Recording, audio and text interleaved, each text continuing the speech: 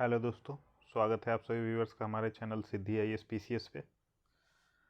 तो आज का जो हमारा टॉपिक है वो है UNFCCC और कॉन्फ्रेंस ऑफ पार्टीज़, जो क्लाइमेट नेगोशिएशन है उससे संबंधित। तो इसका हम लोग फास्ट फॉरवर्ड में चीज़ें देख लेते हैं एक बार। जैसे UNFCCC ये 1992 में आया है। ये एक इंटरनेशनल इन्वायरमेंट ट्रीटी है जो कि आपका साइन हुआ था 1992 में। और जो इवेंट था जिसके साथ में ये चीज़ स्टार्ट हुआ था वो इवेंट था आपका अर्थ समिट 1992 का। इसको रियो समिट भी बोलते हैं, रियो कॉन्फ्रेंस भी बोलते हैं। तो चूंकि ये कन्वेंशन जो था वो लीगली नॉन बाइंडिंग था, लेकिन इस मीटिंग से बहुत सारे ऐसे प्रोटोकॉल्स को भी अप्रूव किया गया जो कि लीगली बाइंडिंग टारगेट सेट कर सकते थे। ये रेटिफाई किया गया 197 पार्टीज़ के द्वारा UNFCCC। इसके नेक्स्ट हम लोग देख लेते हैं कि इसका स्ट्रक्चर क्या है। तो इसमें जो सुप्रीम बॉडी है, डिसीजन मेकिंग बॉडी है, वो है आपका कॉन्फ्रेंस ऑफ पार्टीज़, जिसमें क्या है डिफरेंट डिफरेंट जो कंट्रीज़ हैं वो मिलते हैं। वो मिल करके आपस में जो भी क्लाइमेट रिलेटेड नेगोशिएशन है उस पर बातचीत करते हैं। इसके अलावा कॉप का प्रेसिडेंट एंड ब्यूरो होगा। सब्सिडरी बॉडीज़ के तहत में जो भी साइंटिफिक और टेक्निकल मैटर पे एडवाइस देने वाली बॉडी होंगी वो इसके अंदर में आएंगी। सेक्रेटेरिएट इसका बॉन जर्मनी में सिचुएटेड है। इसके अलावा कुछ और बॉडीज इसमें होती हैं। कुछ टर्म देख लेते हैं। जैसे UNFCCC के तहत में कुछ कुछ टर्म्स है। जैसे एनेक्सर 1 कंट्रीज़, एनेक्सर 1 कंट्री के तहत में जो डेवलप्ड कंट्रीज़ थे उनको इस ग्रुपिंग के अंदर में डाला गया। टोटल 43 मेंबर्स थे इसमें। एनेक्सर 2 में देख लेते हैं। तो एनेक्सर 2 में वैसे डेवलप्ड कंट्रीज़ को शामिल किया गया जो कि टेक्निकल और फिनेंशियल असिस्टेंस देने वाले थे डेवलपिंग कंट्रीज़ को। तो मतलब एक तो एनेक्सर 1 जो कि डेवलप्ड कंट्री है। एनेक्सर 2 में क्या है, डेवलप्ड है प्लस साथ में टेक्निकल और फिनेंशियल असिस्टेंस डेवलपिंग कंट्री को देने वाले कंट्रीज़ में उनका भी नाम है। उनके ऊपर ऑब्लिगेशन है कि आपको ये सुविधाएं देनी है आपको डेवलपिंग कंट्रीज़ को। तो वो एनेक्सर 2 में है। उसके अलावा एनेक्सर बी कंट्री, तो एनेक्सर बी कंट्री में वैसे एनेक्सर 1 मेंबर्स जिनको कि क्योटो प्रोटोकॉल के तहत में GHG इमिशन का टारगेट सेट करके दिया गया कि आप इसका जो है ये टारगेट आपको फॉलो करना पड़ेगा। इसके आगे आपका लिस्ट डेवलप्ड कंट्रीज़ हैं। लिस्ट डेवलप्ड कंट्रीज़ इनको स्पेशल कंसिड्रेशन दिया गया इस सारे निगोसिएशन में। ऐसा माना गया, देखा गया कि वो कंट्रीज़ डेवलप्ड नहीं हो पाई हैं, तो उस एस्पेक्ट को भी कंसिड्रेशन में जो क्लाइमेट नेगोशिएशन होना था उस एस्पेक्ट में उसको कंसीडर किया गया। पांचवा है आपका नॉन एनेक्सर 1 कंट्री। तो वैसे सारी कंट्रीज़ जो कि आपका एनेक्सर 1 में लिस्टेड नहीं है वो नॉन एनेक्सर 1 कंट्री कहलाएंगी। इसमें मोस्टली जो आपका डेवलपिंग और लिस्ट डेवलप कंट्रीज़ हैं वही इसके अंतर्गत में आएंगे। तो मेन अब नेगोशिएशन हम लोग देखते हैं। तो नेगोशिएशन आपका क्योटो प्रोटोकॉल में जो पहला सिग्निफिकेंट बातचीत था वो ये था COP 3 में। इसके अलावा COP 1 और 2 इसके पहले हुए थे, लेकिन जो इम्पोर्टेंट है 1997 का क्योटो प्रोटोकॉल, यहीं पे कुछ कुछ बातें आई। ये 1997 में अडॉप्ट किया गया, केम इनटू फोर्स 2005 है। हाँ, उसके अलावा इंडिया ने इसको रेटिफाई किया था 2002 में। USA ने कभी इसको रेटिफाई ही नहीं किया, कनाडा जबकि बाहर चला गया था 2012 में। तो इकलौता ये ग्लोबल ट्रीटी था जिसमें कि बाइंडिंग लिमिट सेट किया गया था GHG एमिशन को लेकर के, लेकिन जो बाइंडिंग टारगेट था वो सिर्फ एनेक्सर 1 कंट्रीज़ के लिए था। तो ये जो क्योटो प्रोटोकॉल था, ये प्रिंसिपल इसका कॉमन बट डिफरेंशिएटेड रिस्पॉन्सिबिलिटी, मतलब सभी पे जिम्मेदारी है लेकिन डिफरेंशिएटेड जिम्मेदारी है। जिन्होंने ज़्यादा क्लाइमेट को प्रभावित किया है उनको अभी क्लाइमेट एक्शन में ज़्यादा इफेक्टिव रोल प्ले करना पड़ेगा। ये बेसिक प्रिंसिपल था। तो इसमें जो ग्रीन हाउस गैसेस थे जिस पे कि फोकस था, उसमें CO2, CH4, NO2, SF6, HCF, PFCs, ये मेन गैसेस थे जिनको कि टारगेट किया जाना था, जिनके इमिशन को कम करने पे टारगेट था सारी कंट्रीज़ का। इस चीज़ को कम करने के लिए कुछ कुछ मैकेनिज़म्स भी क्योटो प्रोटोकॉल के तहत में आए थे, जैसे फ्लेक्सिबल मार्केट मैकेनिज़्म। इसके तहत में जो एनेक्जर 1 कंट्रीज़ हैं उनको जो जीएचजी टारगेट दिया गया था उसको डिफरेंट फिनेंशियल एक्सचेंजेस के थ्रू वो मीट कर पाने की सहूलियत ये मैकेनिज्म सारे प्रोवाइड करा रहे थे। जैसे आपका इंटरनेशनल इमिशन ट्रेडिंग स्कीम इसी के तहत में था। इसके तहत में 2-3 चीज़ें हैं, जैसे clean development mechanism. Clean development mechanism के तहत में कोई एनेक्जर 1 कंट्री अगर अपने कंट्री का जो टारगेट है उसको मीट करना चाह रही है, इमिशन टारगेट को दिखाना चाह रही है कि हम कम खर्च कर रहे हैं, तो इसके लिए क्या है कि वो किसी नॉन एनेक्जर 1 कंट्री में जाके कुछ ऐसा प्रोजेक्ट इस्टेब्लिश करा दे जिससे कि उस कंट्री का इमिशन कम हो। तो ये सीडीएम के तहत में आ जाता था। अब इसी टाइप का स्टेप अगर एनेक्जर बी कंट्री में करवाया जाता है किसी एनेक्जर 1 कंट्री के द्वारा, तब इसको ज्वाइंट इम्प्लीमेंटेशन का नाम दिया गया। काम वही करवाना है यहाँ पे भी, लेकिन लोकेशन चेंज हो रहा है। जो डेवलपिंग में अगर करा रहे हैं तो आपका सीडीएम नाम दिया गया था, और वही अगर दूसरे ऐसे डेवलप्ड कंट्री जिसको कि टारगेट नहीं दिया गया एनेक्जर 1 कंट्री के तहत में, तो उनको जो है ज्वाइंट इम्प्लीमेंटेशन नाम दिया गया। इसके अलावा मान लीजिए कि जो ट्रेडिंग था, कि मान लीजिए हमारा कार्बन इमिशन है, कार्बन इमिशन हमने कम किया तो उतना आपको सर्टिफिकेट दिया जाता है, उतना आपको सीईआर से नवाजा जाता है, सर्टिफाइड इमिशन रिडक्शन। ये देता कौन है? तो ये आपको जो सीडीएम एग्जीक्यूटिव बोर्ड है वो इसको देता है, वो इसके बाइंग एंड सेलिंग सर्टिफिकेट्स को ऑथोराइज करता था। ठीक है, तो ये कार्बन ट्रेडिंग मेनली 2 टाइप का है, इमिशन ट्रेडिंग और ऑफसेट ट्रेडिंग। इमिशन ट्रेडिंग में क्या है कि आप कैप लगाते हैं कि आपको इतना ही मैक्सिमम लिमिट है जो कि आप कार्बन इमिशन कर सकते हैं। उस इमिशन से अगर आप कम इमिशन कर रहे हैं कार्बन इमिशन, तो जो बचा हुआ है वो माना जाएगा कि उतना आपने इमिशन कमाया है, तो वो लिमिट आपने जो कमाया है उसको आप बेच सकते हैं। तो अगर आप उसका जो आपको लिमिट दे दिया, जैसे मान लिया बोला गया कि आपको 5 टन ही CO2 रिलीज करना है, 5 टन में आपने 4 टन ही रिलीज किया, तो 1 टन जो CO2 है एमिशन का वो आपने बचाया है, वो आपने इमिट नहीं किया है। तो ये जो 1 टन बचाया है ये आप बाहर मार्केट में इसको सेल कर सकते हैं, इस सर्टिफिकेट को। तो ये इमिशन टारगेटिंग का मैकेनिज्म था। दूसरा आपका ऑफसेट ट्रेडिंग का मैकेनिज्म है। तो ऑफसेट ट्रेडिंग मैकेनिज्म के तहत में क्या है कि इसमें बहुत सारे इन्वायरमेंटल प्रोजेक्ट्स में कंपनीज या कंट्रीज इन्वेस्ट कर सकती थी दुनिया भर के किसी भी कंट्री में, ताकि वो अपने जो लिमिट उनको दिया गया है कार्बन फुटप्रिंट का कि आप इतना ही कर सकते हो, उस लिमिट को उसमें एडजस्ट कर दिया जाएगा। कि मान लीजिए आपको 10 का टारगेट दिया गया कि 10 टन CO2 इमिट करना है, तो 10 टन की जगह मैंने मान लीजिए कि 15 से 20 टन मैंने इमिट किया, तो जो बाकी एक्स्ट्रा 5 से 10 टन है, जो एक्स्ट्रा 5 से 10 टन आपको इमिट करने का दिया गया लिमिट के बियॉन्ड, तो वो एक्स्ट्रा आप किसी दूसरे कंट्री में जहाँ डेवलपिंग कंट्रीज़ है वहाँ पे आपने इन्वायरमेंटल प्रोजेक्ट में इन्वेस्ट कर दिया। तो ये एक तरीका ये हो गया कि आप उससे भी अपना इमिशन के लिए कमा लिए। तो ये दूसरा तरीका हो गया। मेनली जो ऑफसेट ट्रेडिंग था वो डेवलपिंग कंट्रीज़ में इन्वेस्टमेंट को लेके था, और इस तरीके का इन्वेस्टमेंट होता था जिससे कि जो डेवलपिंग कंट्रीज़ हैं उनका फ्यूचर में जो इमिशन होने वाला है, कार्बन इमिशन जो होने वाला है, उसको कम करने में ये सारा इन्वेस्टमेंट सहयोग करता है। आगे हम लोग देखते हैं कि नेक्स्ट है आपका दिल्ली डिक्लेरेशन 2002 का, COP8 का। इसमें फोकस मेन दिखाया गया कि जो पुअरेस्ट कंट्रीज़ हैं उनके जो डेवलपमेंट नीड्स हैं उस पर ध्यान दिया गया कि जो पुअर हैं उनका तो अभी विकास होना बाकी है, तो उनके नीड्स को भी रिकॉग्नाइज किया गया। प्लस साथ में अगर क्लाइमेट चेंज को हमको मिटिगेट करना है, उसको कम करना है, तो उसके लिए हम लोग को टेक्नोलॉजी ट्रांसफ़र पे भी जोड़ दिया गया। अगला आपका 2007 वाला समिट है, बाली समिट। तो बाली एक्शन प्लान में लॉन्ग टर्म कोऑपरेशन के बारे में बातचीत की गई कि हम लोग उसको आगे देखें, और यहाँ पे जो डेवलप्ड कंट्रीज़ थी ये एग्री की क्वांटिफाइड इमिशन लिमिटेशन,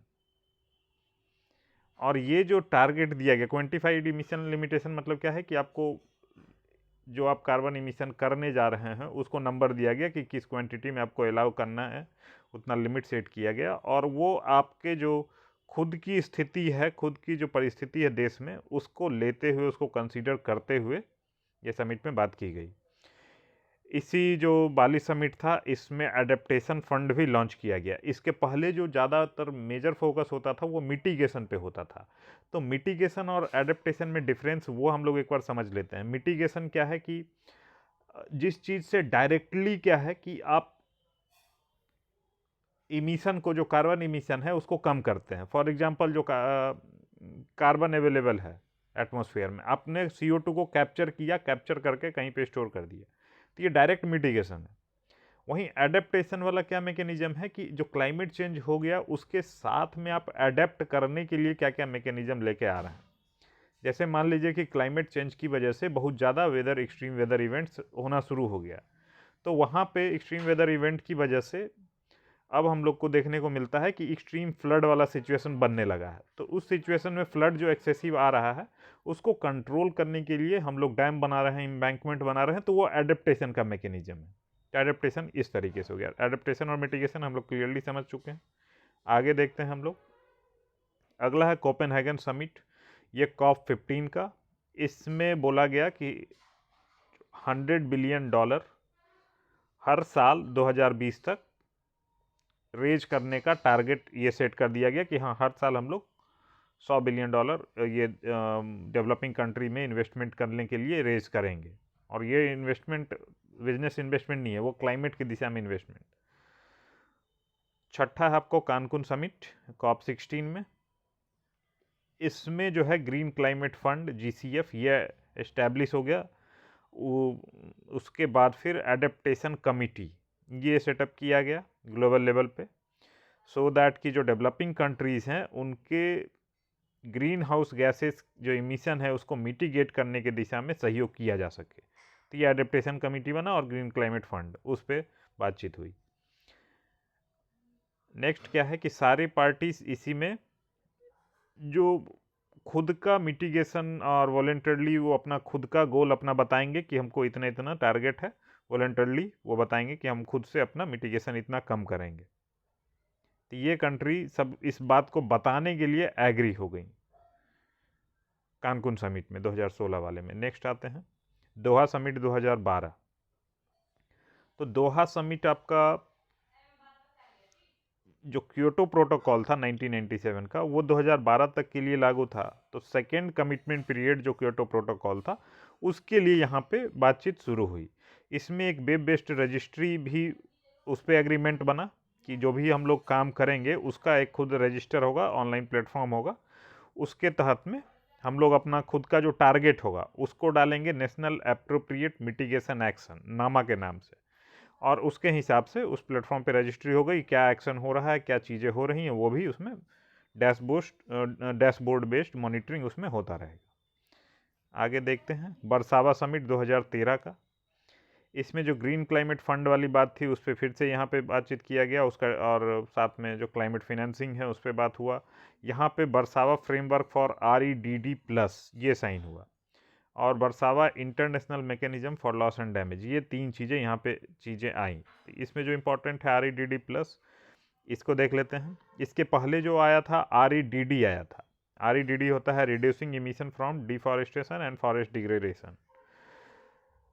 तो इसके बाद फिर इंडिया ने ही सजेस्ट किया था कि REDD+ लेके आएँ, और इंडिया मेजर इसको आगे बढ़ा रहा था। तो REDD+ में ये चीज़ है कि सिर्फ हम लोग डिफॉरेस्टेशन को रोके नहीं, फॉरेस्ट डिग्रेडेशन होने से रोके नहीं, प्लस साथ में हम लोग नया जो फॉरेस्ट है उसको भी हम लोग विकास करें, नया कार्बन सिंक वो डेवलप करें फॉरेस्ट के फॉर्म में। तो ये भी मैकेनिज्म था। इसके लिए भी पैसा इन सारे डेवलपिंग कंट्रीज़ को मिलना चाहिए, एक तो आपका फॉरेस्ट डेवलपमेंट के लिए और जो फॉरेस्ट डिफॉरेस्टेशन हो रहा है उसको रोकने के लिए। तो REDD+ ये मैकेनिज्म है। इंडिया ने REDD+ को फेवर किया है। नेक्स्ट देखते हैं लीमा समिट 2014 का। इसमें जो कैपिटलाइजेशन था नया ग्रीन क्लाइमेट फंड GCF के लिए, वहाँ पे सारे कंट्री ने प्लेस लिया। मल्टीलैटरल असेसमेंट, ये इसका मेन मकसद था कि ट्रांसपेरेंसी और कॉन्फिडेंस बिल्डिंग को प्रमोट किया जाए। और यहाँ पे बोला गया कि जो क्लाइमेट चेंज है इसको हम लोग स्कूल करिकुलम में डालते हैं और क्लाइमेट अवेयरनेस को हम लोग खुद के अपने नेशनल डेवलपमेंट प्लान में सारी कंट्रीज शामिल करें। नेक्स्ट एक सिग्निफिकेंट जो डेवलपमेंट है वो है आपका पेरिस एग्रीमेंट 2015 का COP21। यहाँ पे जो टारगेट रखा गया, सेट किया गया, इसमें बोला गया कि जो हमारा ग्लोबल टेम्परेचर है अर्थ का, अर्थ सरफेस का, इसको हम लोग 2 डिग्री से नीचे रखने का टारगेट सेट करते हैं, जो भी प्री इंडस्ट्रियल लेवल पे हमारा अर्थ का टेम्परेचर था उससे। और 2 डिग्री से कम रखने का मतलब ये है कि हम लोग इसको 1.5 डिग्री तक लाने का कोशिश करेंगे। मैक्स हम लोग 2 डिग्री के आसपास जाने देंगे, लेकिन जो हमारा एक्चुअल टारगेट है 1.5 डिग्री का रहेगा। इसके तहत में जो इनिशिएटिव स्टार्ट हुआ 20-20-20 टारगेट, ठीक है, 20/20/20। तो पहला जो 20 है उसके तहत में बोला गया कि जो CO2 है, कार्बन डाइऑक्साइड का जो इमिशन है, इसको हम लोग 20% से रिड्यूस कर देंगे। सेकेंड क्या है कि जो रिन्यूएबल एनर्जी का मार्केट शेयर है उसको 20% से इंक्रीज करेंगे, और जो एनर्जी इफिशियंसी है वो हम लोग 20% से इंक्रीज करेंगे। तो एक रिडक्शन है, रिडक्शन में CO2 है, और 2 इंक्रीज है। 2 इंक्रीज में एक रिन्यूएबल एनर्जी वाला है, दूसरा एनर्जी इफिशियंसी का है। इसके अलावा जो पेरिस जो क्लाइमेट डील था उसमें NDC आया, नेशनली डिटरमिन्ड कंट्रीब्यूशन। इसमें हर कंट्री खुद से अपना उसको बोला गया कि आप क्या कंट्रीब्यूट करेंगे towards the climate action in your country. तो वो आपको खुद से बताना है, लीगली बाइंडिंग नहीं होगा। उसके अलावा हर 5 साल पे इस पे हम लोग रिव्यू करेंगे। तो रिव्यू करेगी कौन? तो UNFCCC। नेक्स्ट आपका आया मैराकेच समिट 2016 वाला। इसमें जो पेरिस एग्रीमेंट था उसका रूल बुक लिखने पे बातचीत की गई, और मैराकेच पार्टनरशिप फॉर क्लाइमेट एक्शन ये लॉन्च किया गया। इसके अलावा जो अगला समिट हुआ COP23, वो बॉन में हुआ। ये पहला समिट ऐसा था जो कि एक स्मॉल आइलैंड कंट्री के द्वारा होस्ट किया गया, फिजी के द्वारा। इसी के दौरान जो है USA ने पेरिस डील से विड्रॉ कर लिया था। नेक्स्ट आपका कोटाविस समिट COP24। इसके तहत में ट्रांसपेरेंसी फ्रेमवर्क वो लाया गया, और 2025 ऑनवर्ड्स जो क्लाइमेट के लिए फिनेंसिंग होगा उसके लिए जो गाइडलाइन होंगे आगे के, उस पर बातचीत की गई। अगला डिस्कशन किया गया ग्लोबल स्टॉक टेक पे, ताकि जो आपका ग्लोबल क्लाइमेट एक्शन है 2023 में जो होने वाला है उसका क्या इफेक्टिवनेस रहेगा, उसको हम लोग मॉनिटर करने के लिए ग्लोबल स्टॉक टेक बनाने वाले थे, और उसी पे डिस्कशन होना था। लेकिन जो मेजर इश्यूज थे उसके रिगार्डिंग रूल बुक अभी तक साइन नहीं हो पाया था। ये सारे अभी भी फाइनलाइज नहीं हो पाए थे, जैसे कि आपका नया कार्बन मार्केट, उसका development, emission reduction target, country का अपना खुद का इंडिविजुअल टारगेट, ये सारा मुद्दा जो था अभी तक अनरिजॉल्व रहा 2018 तक वाले में। 2019 वाले में देखते हैं मैड्रिड समिट। इसमें जो है सैंटियागो नेटवर्क ये इस्टेब्लिश किया गया, सो दैट की जो टेक्निकल असिस्टेंस है उसको एक कंट्री से दूसरे कंट्री में इजीली उसका फैसिलिटेशन किया जाए। नेक्स्ट इसमें UNFCCC प्रोसेस में जो जेंडर को इंक्लूड किया गया, और 5 ईयर जेंडर एक्शन प्लान, ये क्लाइमेट के साथ में इसको शामिल करने का डिसीजन लिया गया। अगला है आपका ग्लासगो समिट 2021 का।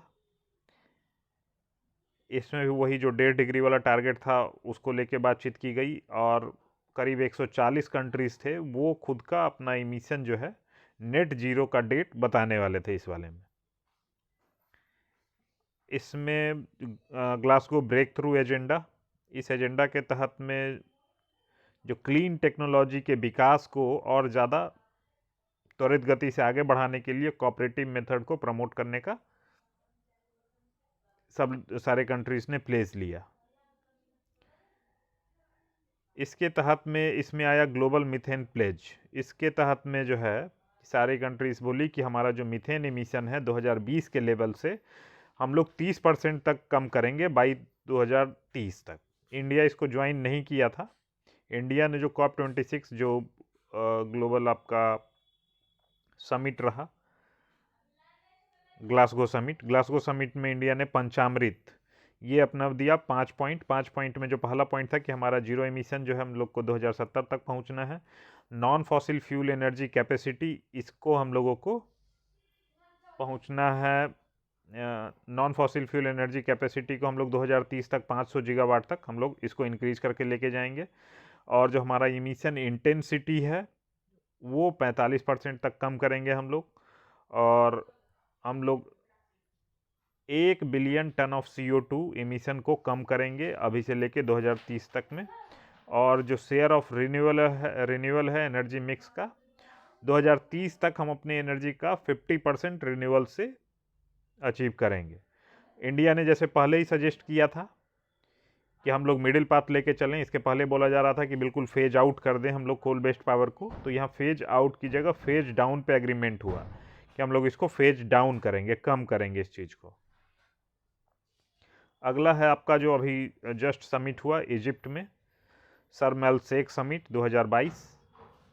तो इसमें शर्म एल शेख एडेप्टेशन एजेंडा ये चीज़ आया है। इस एजेंडा के तहत में 2030 तक जो मोस्ट वल्नरेबल कम्युनिटीज़ हैं इन टर्म्स ऑफ क्लाइमेट, उनका रेजिलियंस हम लोग को बढ़ाने पे ध्यान देना है। अगला जो इनिशिएटिव है वो अवेयर है। अवेयर का अगर फुल फॉर्म देखें तो action on water adaptation and resilience initiative. इसमें वाटर को एज ए की क्लाइमेट चेंज प्रॉब्लम के तौर पे इम्पोर्टेंस देने की बात की गई है।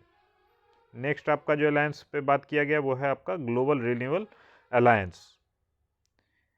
तो रिन्यूअल की दिशा में हम लोग ग्लोबल अलायंस पढ़ने की बात कर रहे हैं, जिसमें कि आपका टेक्नोलॉजी और एनर्जी ट्रांजिशन की दिशा में सारे जो मेंबर्स कंट्री होंगी वो आपस में सहयोग करेंगी, आपस में उनका साझा हो रहेगा। एक और बात जो है उस पर बातचीत हुई है, लॉस एंड डैमेज फंड। तो लॉस एंड डैमेज फंड ये बिल्कुल नया नेगोशिएशन था इस समिट का, बिल्कुल हाईलाइट भी था इस समिट का। वो इस तरीके से कि जो एक्सट्रीम वेदर इवेंट्स देखने को मिल रहे हैं अभी डेवलप्ड कंट्रीज़ में, तो सारे डेवलप्ड कंट्रीज़ या छोटे छोटे LDC कंट्रीज़, उन्होंने बोला क्या कि अभी जो हम लोग एक्सट्रीम वेदर इवेंट देख रहे हैं ये हमारे एक्शन की वजह से तो हो नहीं रहा है, ये हो रहा है क्योंकि जो डेवलप्ड कंट्रीज़ थी उन्होंने पहले इतना ज़्यादा इमिशन कर दिया कि जिससे हमारा क्लाइमेट बहुत ज़्यादा ख़राब हो गया है। तो अभी जो ये इवेंट हम लोगों को अपनी कंट्री में झेलना पड़ रहा है, उसका नुकसान जो उठाना पड़ रहा है, उसका जो वित्तीय कीमत है वो बहुत ज़्यादा हो रहा है, हम लोग उसको बियर कर पाने में सक्षम नहीं है। तो इस वजह से इस तरीके का कोई भी अगर क्लाइमेट रिलेटेड डिजास्टर होता है तो उसके लिए loss and damage fund establish किया जाए, उसके तहत में पैसा उनको कंट्रीज़ को दिया जाना चाहिए जो उस क्लाइमेट को फेस करेंगी, जो उस क्लाइमेट रिलेटेड डिजास्टर को फेस करेंगी। जैसे पाकिस्तान में फ्लड वाला सिचुएशन बना था, और भी बहुत सारी कंट्री में ऐसा प्रॉब्लम देखने को मिला। तो इस वजह से इसको काफ़ी ज़्यादा सहयोग मिला है इस फंड को। अभी इसको लेके काफ़ी ज़्यादा प्रॉब्लम्स हैं, काफ़ी ज़्यादा इश्यूज चल रहे हैं कि किसको पैसा देना है, कितना पैसा देना है, ये सारी बातें अभी तक नेगोशिएट नहीं हो पाई हैं। क्या मैकेनिज़्म होगा मेजर करने के लिए, अगर हम लोग पैसा देंगे भी तो क्या क्या देख के देंगे। फ्लड आया, फ्लड के इतना लॉस हुआ, लॉस कैसे मेजर करेंगे, पहले भी तो फ्लड आता था उसके रिगार्डिंग अभी कैसे चेंज हो गया। तो ये सारा नेगोशिएशन का बात है जो कि आगे और इस पे बातचीत होगी, लेकिन एक इनिशिएटिव के तौर पे इसको स्टार्ट किया गया है।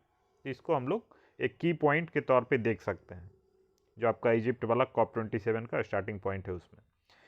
तो कॉप से रिलेटेड जो ऊपर ऊपर से बातें हैं, इसको अगर आप ध्यान में रख लेते हैं तो आप आंसर फ्रेम कर पाएंगे, इतना सफिशियंट है, इतना जानकारी। इसके अलावा अगर आप चाहें कहीं से तो किसी और भी सोर्स से पढ़ सकते हैं, अदरवाइज इतना कंटेंट पे अगर आप 2-3 बार रिवाइज करेंगे काफ़ी हो जाएगा।